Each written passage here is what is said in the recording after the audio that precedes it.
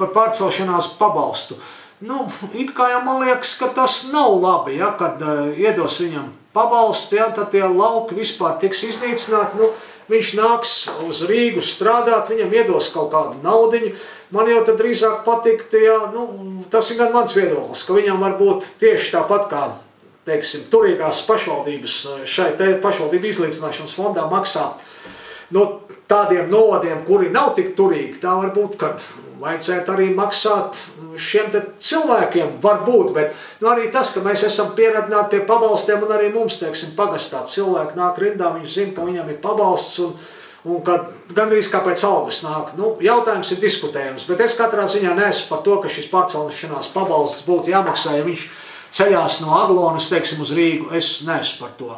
Jā, par deputātu skaitu, nu, man liekas, ka viņš ir, konkrēti Inčkalna novadā, ka viņš ir par lielu, jo bija jau doma tāda, kad apvienojās nu, vairāki pagasti, nu, lai no katra pagasta būtu šis deputātu skaits, bet tagad jau nekur nav noteikts, ja? Arī tagad 1. jūnijā pašvaldību vēlēšanas, nu labi, mēs esam divi tikai Vangašu pilsētu un Inčkalna pagasts, nu no mums noteikti, ka būs no abiem, bet ja kuri kaut kādi 4-5 pagasti, ja, nu nav nekur garantēts, ka no visiem 5 būs kāds deputāts iekšā.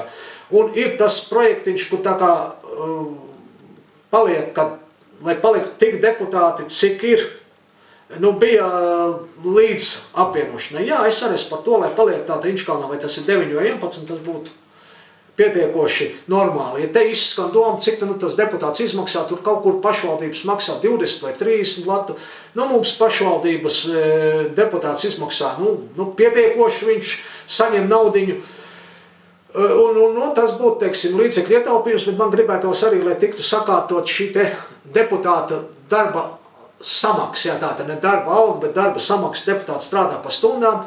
Vienā novadā ir tik, otrā tik, trešā nav nekā, vajadzētu arī mūsu valstī sakārtot, teiksim, tātad, vai tas ir no priekšsēdētāja algas, vai tas ir kaut kā savādāk, bet tātad deputāts strādā noteikti stundu skaitu, stunda maksā tik, un deputāts zina, ka, teiksim, nu, visā valstī tas ir vienādi, teiksim, ja? Mūsu tā valsts nav nemaz tik liela, vajadzētu to sakārtot, jā, un par to, vai pašvaldības darbinieki var būt deputāti, ja mēs gribam sakārtot lēmējvaru šķirt no izpildvaras, tad vajadzētu šo jautājumu sakārtot, jo it kā tad iznāk, ka šis deputāts, ja viņš strādā pašvaldībā, viņš ir lēmējvara, bet tā pašā laikā viņš ir arī izpildvara, jo viņš ir kādas daļas priekšnieks, un viņš izpilda to, ko doma lēmusi. Šis jautājums arī būtu jāsakārto.